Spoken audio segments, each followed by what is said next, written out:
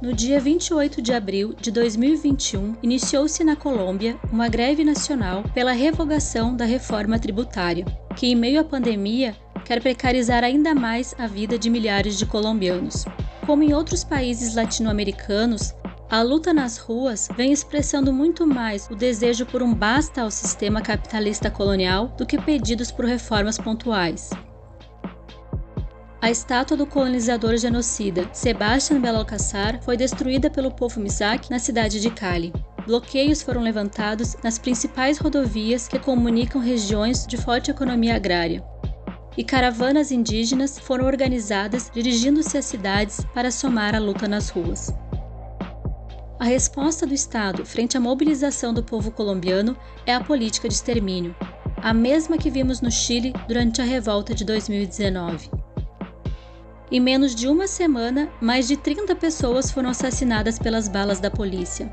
Há centenas de pessoas desaparecidas, milhares de feridas e outras tantas encarceradas. Foram também registrados casos de tortura e estupro durante as detenções. Na favela do Jacarezinho, no Rio de Janeiro, no dia 6 de maio de 2021, a Operação Exceptis da Polícia Civil assassinou 28 pessoas, uma verdadeira chacina contra a juventude negra e favelada. Vídeos dos moradores registram execuções de pessoas desarmadas e rendidas no chão. A pandemia do novo coronavírus tornou-se a desculpa perfeita para militarizar as ruas, controlar nossos corpos e infiltrar medo em nossos corações. Na Colômbia, registrou-se pelo menos 125 assassinatos de lideranças sociais, comunitárias e indígenas apenas durante a pandemia. No Brasil, a polícia segue executando crianças, jovens e mulheres negras e pobres nas favelas, com o pretexto de combater o crime, sendo o Estado o único terrorista.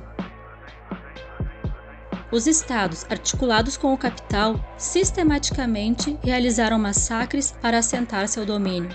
Os próprios Estados-nações em Latinoamérica se ergueram sobre o genocídio dos povos originários e a pilhagem dos seus territórios. A morte continua sendo uma política de Estado. Na Colômbia, no Brasil e em toda a Latinoamérica, as Forças Armadas tomam conta das ruas, do campo, das comunidades e dos nossos territórios. Querem que nos acostumemos a viver com o medo do gatilho e que renunciemos às nossas utopias. Ao mesmo tempo em que nos matam, com balas e com vírus, fomentam a cultura do pacifismo. A não-violência é uma arma de imobilização e pacificação social que protege o Estado genocida, assegurando a perpetuação das desigualdades sociais.